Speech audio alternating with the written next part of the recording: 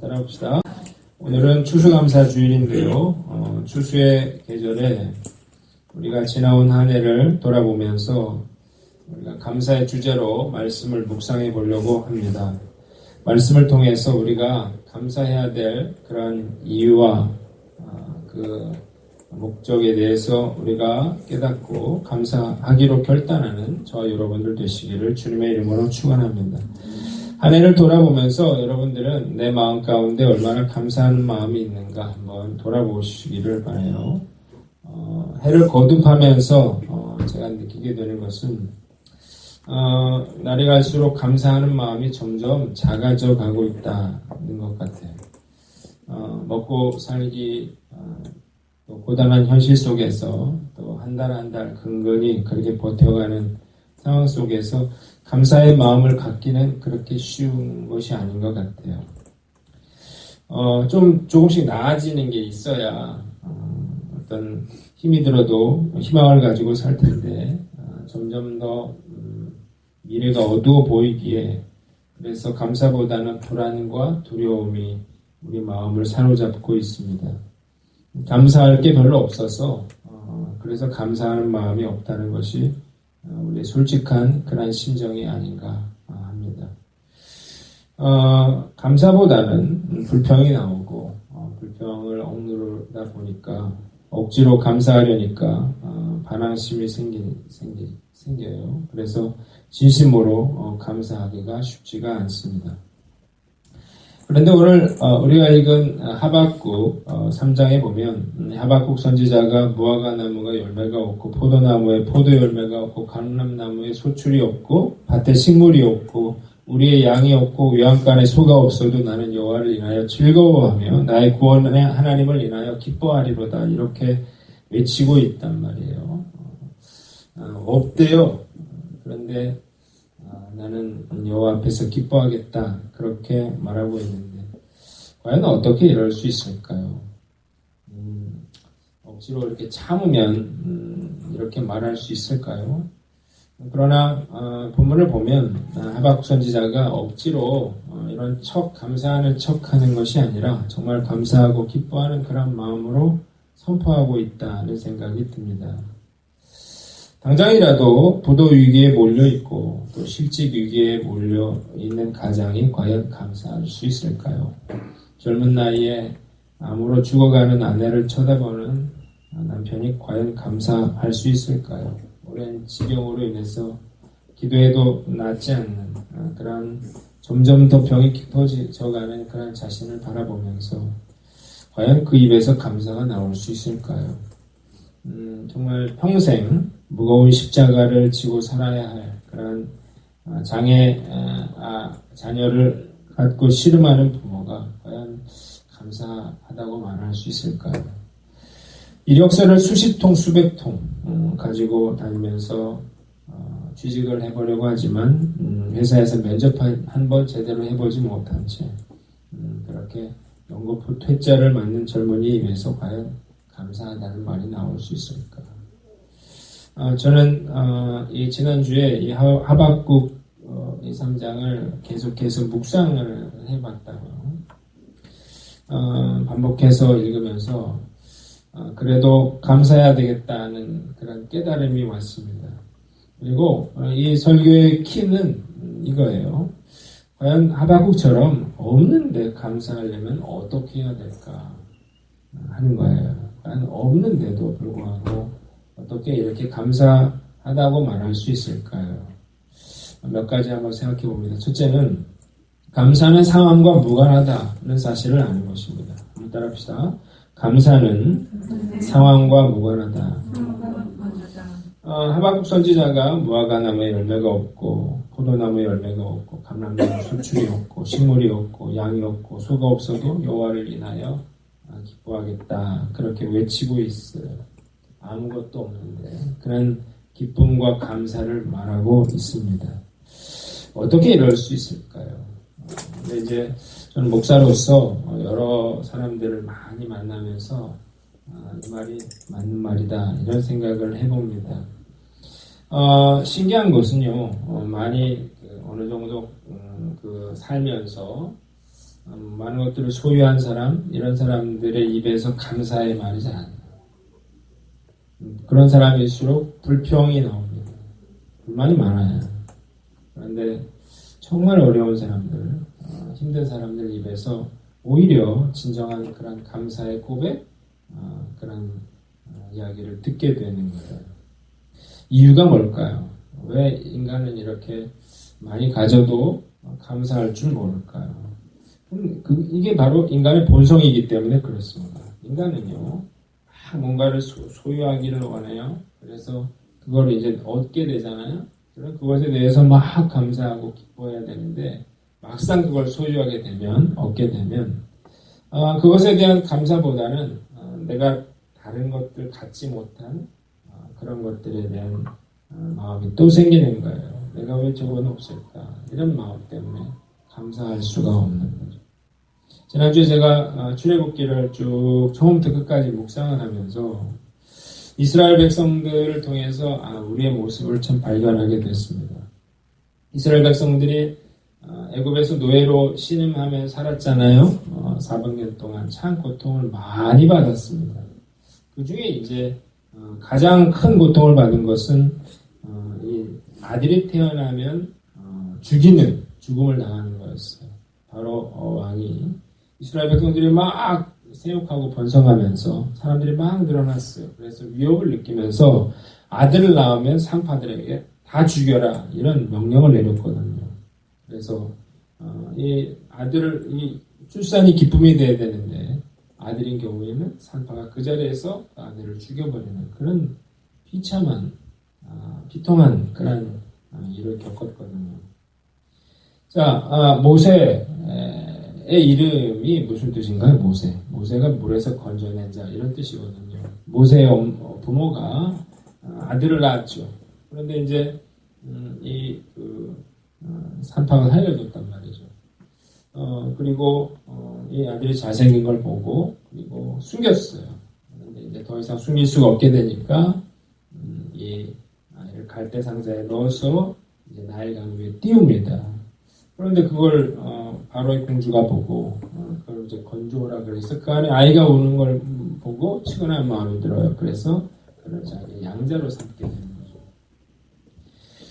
자, 이런 비참한 그런 생활을 하던 이스라엘 백성들이 하나님의 그런 놀라운 은혜로 이제 그 애굽에서 빠져나오게 돼요. 10가지의 기적. 그냥 된 게 아니라 어마어마한 그런 하나님의 기적을 일으키셔서 이제 마침내 400년 동안 노예로 살다가 이제 애굽하게 돼서 자유를 누리게 됩니다. 이제는 아들을 낳아도 걱정할 게 없게 됐어요. 이제는 더 이상 자기들에게 그런 고된 노역을 시킬 그런 주인도 사라졌어요. 얼마나 기쁘고 감사한가요? 자, 그런데 이 자유를 얻게 되자 불평하기 시작했다고. 물이 없으면 물이 없다고 불평을 했어요. 양식이 떨어지니까 양식이 떨어졌다고 불평을 했어요. 그래서 하나님이 만나를 줬죠. 그러자 뭐라고 했어요? 고기가 먹고 싶다 그랬어요. 그러면서 애굽에서 이 고기가마 옆에서 마늘과 부추를 먹던 때가 그럽니다. 그러면서 하나님을 원망했다고. 왜 우리가 나왔을까? 하나님이 그래서 어떻게 했어요? 메추라기를 내려줬죠. 그럼에도 불구하고 그들은 감사할 줄 몰랐다는 것입니다. 뿐만 아니라 이제 가나안 땅을 목전에 두었거든요. 약속의 땅으로 들어가면 되는데 거기서 또 불평을 합니다. 그 성이 너무 높고 거인들이 산다는 거예요. 그래서 모세를 원망하면서 모세를 죽이고 다시 애굽으로 돌아가자고 합니다. 자, 과연 무엇으로 이스라엘 백성들을 만족시킬 수 있을까요? 참 감사를 모르는 사람들이다. 이런 생각을 해봅니다. 요즘 TV에서 응답하라 1988이라고 하는 드라마를 하고 있는데 제가 이제 우연히 그걸 드라마를 보게 됐어요. 근데 이제 감회가 새롭더라고요. 제가 1988년도에 대학생이었거든요. 생각해보니까 엊그제 같은데 27년 전의 이야기입니다. 이 드라마는 1988년도의 상황을 아주 구체적으로 이제 묘사하고 있다고요. 그러니까 뭐 옛날 전화기 같은 거. 그리고 그 옷차림을 보면 이 그 청카바, 이 디스코 바지 같은 거 헐렁한 그런 옷을 입고 있고, 그리고 남자들 머리하고 여자들 이렇게 무스 발라서 뭐 그런 머리들, 그런 버스, 많은 버스들 이런 거를 보면서 이렇게 보니까 아 참 그때 못 살았구나 그런 생각이 들더라고요. 요즘 뭐 경기가 어렵다 그러지만 길거리에 외제차가 즐비합니다. 일산에만 나가도 정말 외제차가 많더라고요. 1988년도에는 외제차 강남에나 가 있을까요? 거의 없었습니다. 요즘 연휴 때면 해외여행을 떠난 사람들이 엄청 많잖아요. 그런데 1988년도에는 해외여행을 가는 사람이 극소수였다는 거예요. 1988년도에 외식이라고는 롯데리아가 있어서 롯데리아, 그리고 맥도날드가 이제 1호점이 88년도에 생겼으니까 뭘 먹으러 간다고 중국집이나 아니면 갈비집이나 이런 데를 갔던 것 같아요. 자, 지금 예전과 많이 달라졌죠. 그럼에도 불구하고 사람들은 우리나라를 해조선 이렇게 불러요. 왜 그렇게 부르냐? 이거는 뭐 충분히 이해가 가죠. 상황이 힘드니까. 그런데 사실 지금 힘들지만 60, 70년대보다 지금이 더 힘드냐? 또 지구상에 얼마나 힘든 나라들이 많습니까? 동남아 국가라든지 또 아프리카라든지 이런 사람들에게 대한민국은 선망의 그런 나라죠. 그런데 막상 여기 사는 사람들, 우리들은 전혀 그런 감사의 마음 이런 게 별로 없는 것 같아요. 지금도 60억 인구 가운데서 10분의 1에 해당하는 6억 인구의 하루 생활비가 $1, 1,000원 가지고 온 가족이 산대잖아요. 뿐만 아니라 전기가 없는 사람들의 수가 20억이 넘고, 식수가 시설이 잘 안 돼 있어가지고 아무 물이나 퍼먹는 사람들의 수가 10억이 넘는다 그러는데, 이런 사람들이 우리 주변에 얼마나 많습니까? 또 시리아의 난민들, 정말 그 배 하나 타고 목숨을 걸고 넘어오는 사람들이 얼마나 많이 있습니까? 우리가 지금 어렵다 하지만 전 세계 10위권의 경제력을 가진 나라에서 이만큼 살 수 있다고 하는 것, 이거는 당연히 여겨야 할 문제는 아닌 것 같아요. 냉정하게 한번 스스로를 돌아보십시오. 정말 감사할 게 하나도 없습니까? 내가 지금 얻지 못해서, 이루지 못해서 불만인 건 뭔가요? 분명한 것은 여러분이 그것을 얻었다 하더라도 만족할 수 없고 감사하지 못했을 거라는 거예요. 왜냐하면 우리에게는 이것 말고 또 다른 결핍이 늘 존재하기 때문에 그렇습니다. 저는 여러 가지 감사할 수 없는 그런 상황에 대해서 말을 했는데 여러분들은 정말 그런 상황에 처한 분들도 있을지 모릅니다. 그런데 생각해 보세요. 내가 그런 일 당하기 전에, 그 전에는 그럼 과연 얼마나 감사하는 마음이 있었던 거예요. 너무 당연한 마음으로, 당연한 것으로 여기면서 그때도 뭔가 때문에 불평하고 불만하며 살지 않았던가요? 우리가 상황 때문에 감사할 수 없다는 생각을 버리십시오. 우리가 감사하지 못하는 것은 상황 때문이 아니라 감사할 줄 모르는 악한 습성 때문이다 라고 하는 사실을 분명히 알고 우리가 오늘 말씀 앞에서는 저와 여러분들 되시기를 주님의 이름으로 축원합니다. 두 번째는 우리가 뭘 알아야 되느냐? 없음의 상황에서도 우리가 감사하기 위해서는 없음의 상황이 오히려 감사할 기회라는 사실을 알아야 한다는 것입니다. 한번 따라합시다. 없음의 상황이 감사할 기회다. 자, 여러분들이 어려움 가운데 있습니까? 그렇다면 오히려 이 어려움 속에서 우리가 하나님을 제대로 만날 기회가 왔는지도 모릅니다. 자, 내가 어려움 통해서 더 기도하게 됐다면, 더 하나님을 알아가게 됐다면, 더 하나님을 찾게 됐다면 오히려 그것이 우리에게 더 은혜라고 할 수 있겠죠. 하박국 선지자가 이 유다가 바벨론의 침략을 받아서 예루살렘이 함락이 되면 이 모든 것을 빼앗기고 나라가 폐허가 될 거라는 사실을 알고 있었습니다. 그럼에도 불구하고 그는 여호와로 인해서 감사하겠다 그렇게 말하고 있어요. 그것은 없음으로 인해서 그들이 얻게 될 유익이 있다는 사실을 그가 알고 있었기 때문에 그래요. 없음을 통해서 하나님의 구원과 하나님의 은혜와 하나님의 사랑을 더 경험하게 될 것이다 라고 그렇게 믿었던 것입니다. 자, 대부분의 사람들은 내가 누리고 있는 것 너무 당연하다고 생각하거든요. 그런데 그래서 이제 감사가 없어요. 제가 보니까 정말 깊은 감사를 고백하는 사람은 무엇인가를 잃어본 사람들이더라는 것입니다. 하루 세 끼를 먹을 수 있다는 것, 밤이 되면 편히 잠들 수 있다는 것, 아침이 오면 다시 새로운 하루를 시작할 수 있다고 하는 이 사실을 아는 사람은 뭔가를 잃어본 경험이 있는 사람들 뿐이라는 거예요. 손가락을 하나라도 잃어본 사람만이 남아있는 손가락에 대해서 감사할 수 있는 법. 한 다리를 잃어본 사람이 두 다리의 중요성에 대해서 알게 되는 거고요. 건강을 잃어버린 사람만이 건강이 얼마나 고마운 것인지를 깨닫게 됩니다. 재물을 잃어버린 사람이 재물의 참 가치를 깨닫게 되고요. 세상의 것을 잃어본 사람들이 하나님의 구원과 영원한 생명을 알고 감사하게 되더라는 거죠. 자, 내가 뭘 잃었습니까? 그러면 그 없음으로 인해서 내가 얻게 된 것이 무엇인지를 한번 돌아보라는 것입니다. 우리 김영희 집사님이 그 수술을 이제 하시고 이제 집에서 요양을 하고 계신데요. 이 집사님이 복막투석을 한 지가 벌써 8년 3개월이 됐다 그래요. 투석을 하는데 사용한 그런 투석약이 무려 13,500개를 썼다 그럽니다. 복막투석 어떻게 하는 거냐? 우리 장기를 둘러싸고 있는 막이 이렇게 있습니다.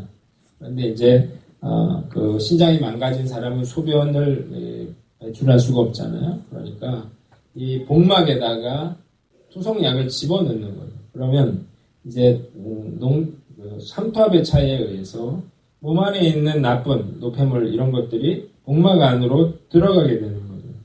자, 그렇게 돼서 어떻게 돼요?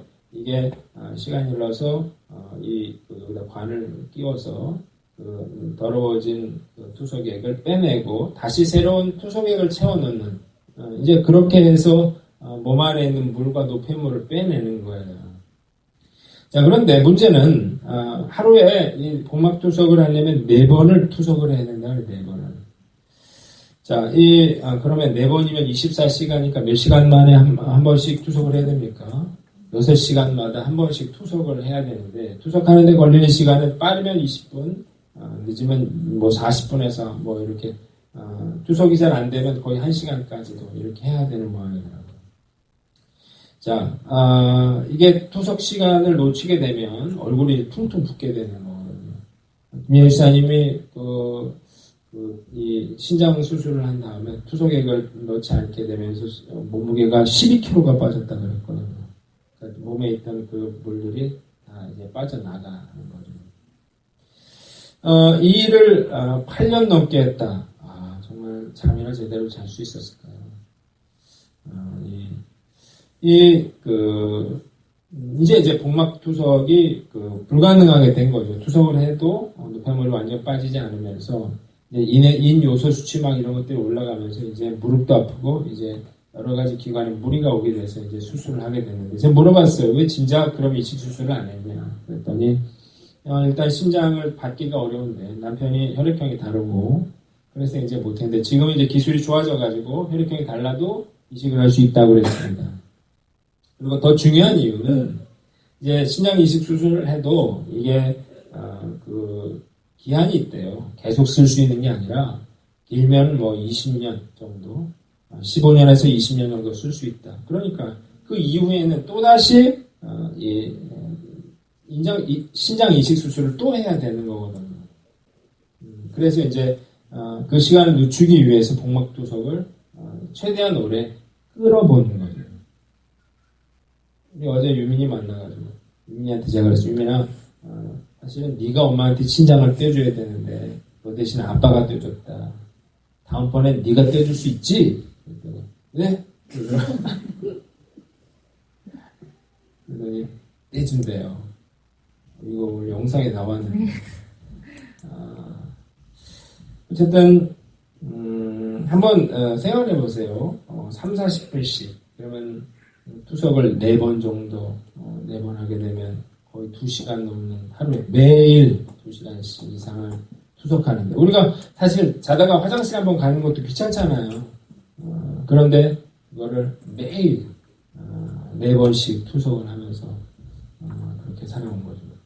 그러면서 그런 상황에서 순장도 하고 교사도 하고 중보기도 하고 참 예배도 다 드리고 참 힘들었겠다 그런 생각이 듭니다. 집사님 가끔 카톡으로 기도 제목을 보내주는데 참 감동이 될 때가 많아요. 그 이유는 그 글에 그런 감사의 고백, 은혜에 대한 고백이 있어요. 사실 우리 중에 김영희 집사님보다 더 힘든 사람 누가 있습니까? 근데 본인이 불구하고 어려운 사람들을 잘 챙기고 그들을 위로하고 그랬다는 거예요. 왜 그랬나요? 자기가 이렇게 힘든데. 그는 다른 사람에 대한 마음, 힘들어하는 사람의 마음을 그분이 자기가 힘들잖아요. 그러니까 그분의 그 고통을 잘 이해했던 거예요. 그래서 어떻게든 도우려고 그렇게 일했었던 거예요. 자, 여러분들이 고난 가운데 있습니까?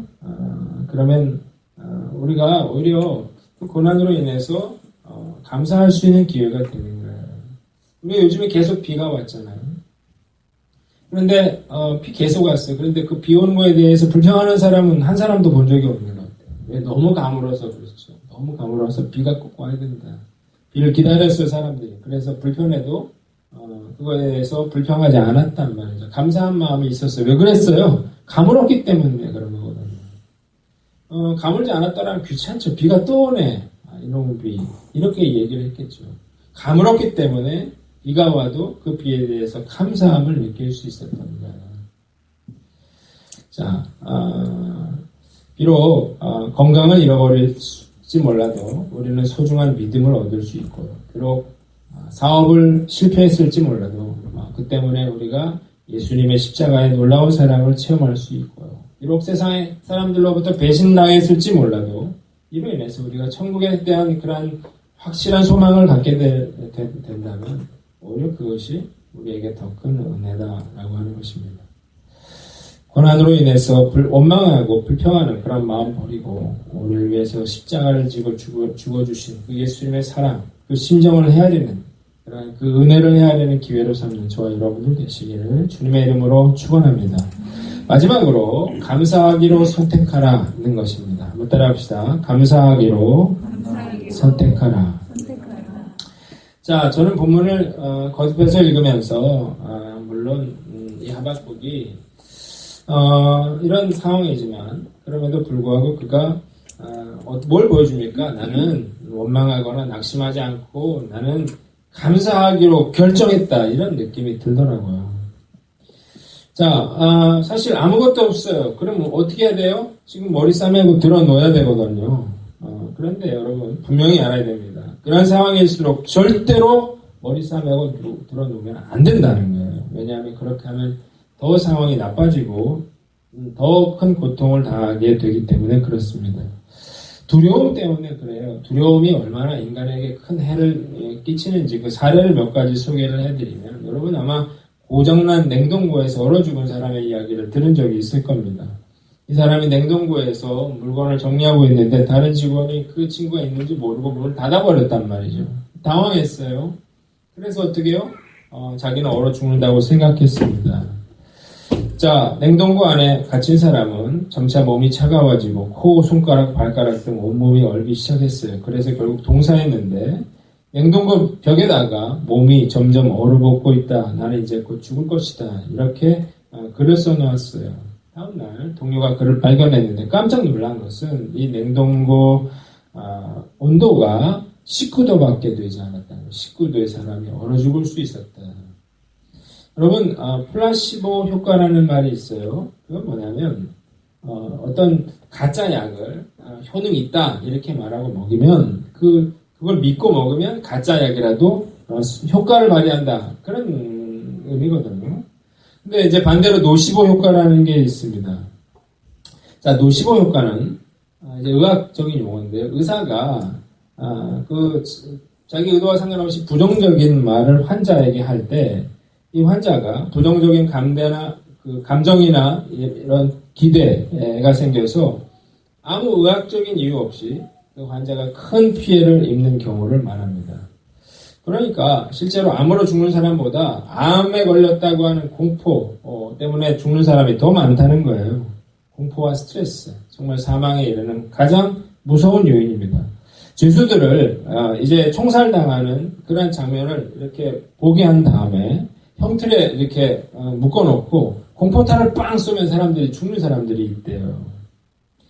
닭장에 호랑이 울음소리만 들려줘도 상당수의 닭들이 호랑이에 대한 공포 때문에 스트레스를 받아서 공포를 받아서 폐사한다 그래요. 이것은 공포라든지 두려움이 얼마나 우리에게 큰 해악을 끼치는지 우리에게 잘 알려주는 이야기들입니다. 자, 왜 감사가 중요한가? 이런 공포와 스트레스, 두려움 이런 것들을 극복하는 유일한 방법이 바로 뭐라는 거예요? 감사라는 것이죠. 병에 걸렸어도 암 같은 그런 중병이라 하더라도 능히 내가 극복할 수 있다. 그러면서 그것에 대해서 감사하는 마음이 있다면 그런 마음으로 생활하고 이렇게 감사로 충만한 생활을 하면 절대 암 때문에 죽지 않는다 그래요. 자, 똑같은 상황이라도 여러분들이 어떻게 선택하느냐가 내 운명을 바꾼다는 거예요. 내가 이런 상황에서 나는 이제 끝났다. 나는 이제 소망이 없다. 두려움에 빠질 것인가. 아니면 하박국 선지자처럼 나는 이런 상황에서라도 나는 감사를 선택하겠다. 이렇게 결단할 것인가.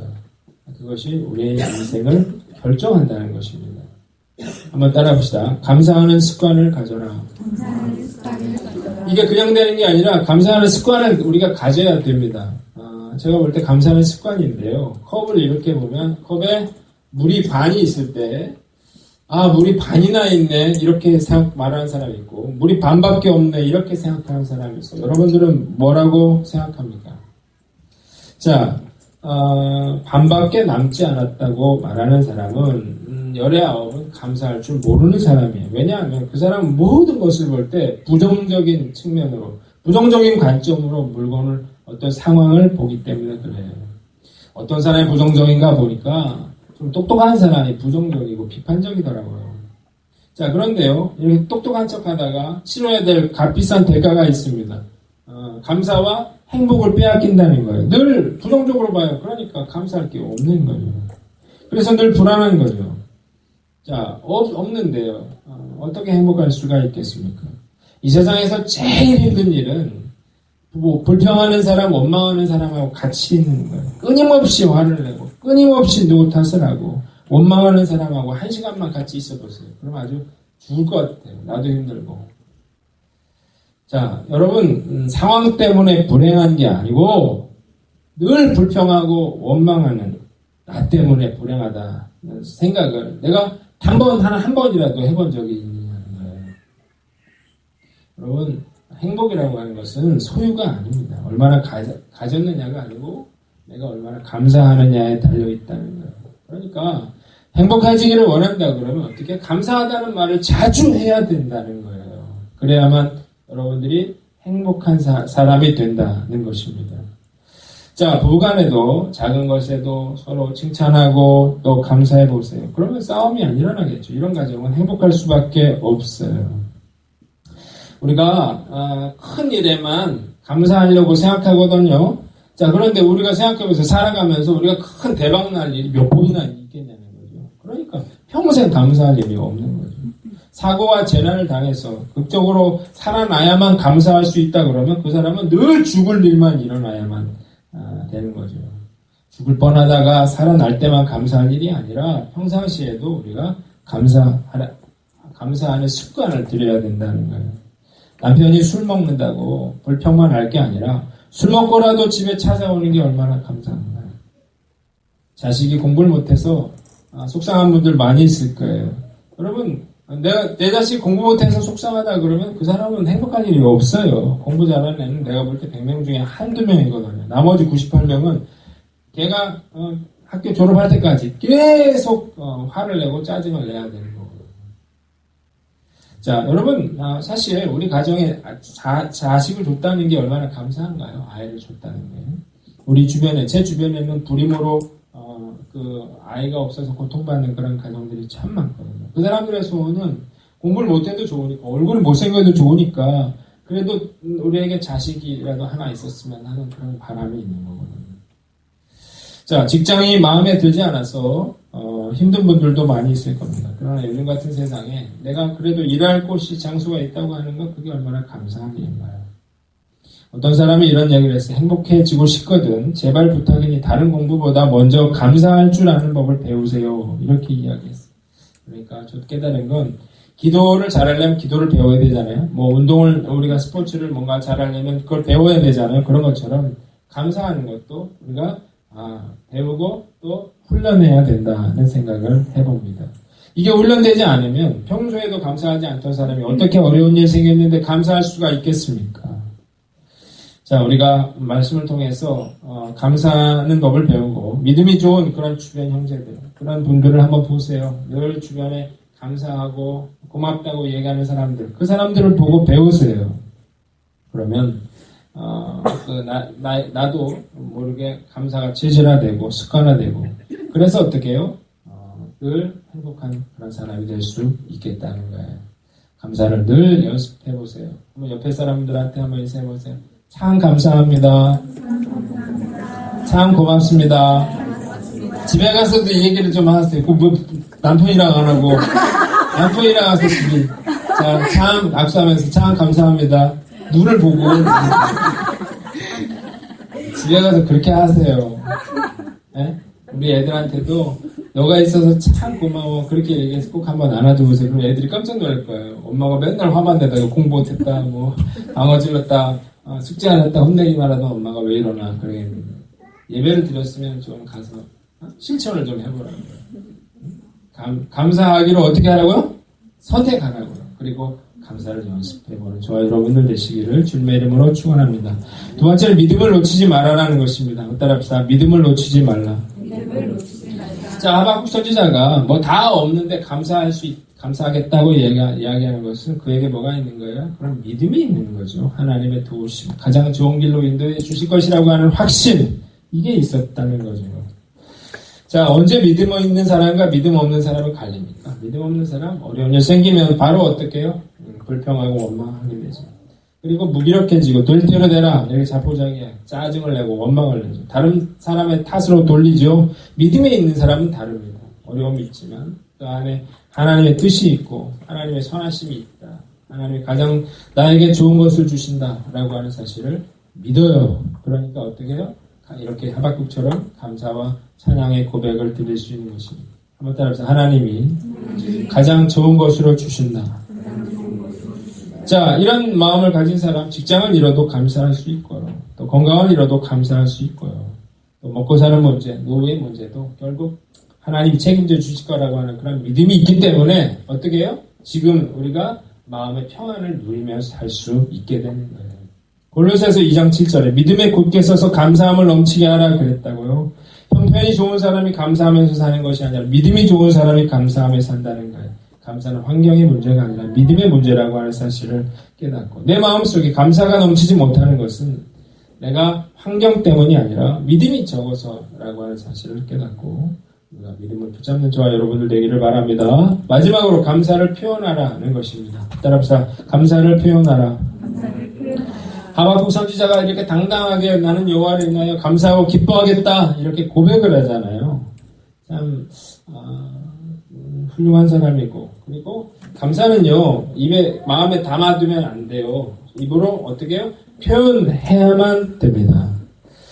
자, 우리가 그 아이들도 언제 아이들이 참 귀여워 보입니까? 아이들이 고맙다고 얘기할 때, 표현을 할 때, 그런 작은 성의를 보일 때, 이럴 때 고맙잖아요.